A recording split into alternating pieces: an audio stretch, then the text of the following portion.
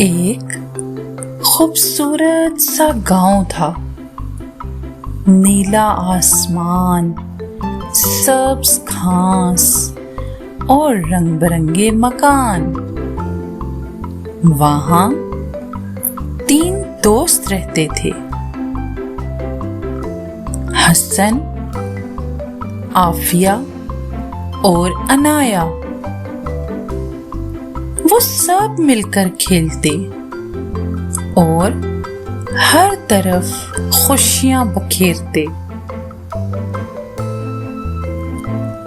एक दिन वो तीनों एक बड़े घने दरख्त के नीचे बैठ गए।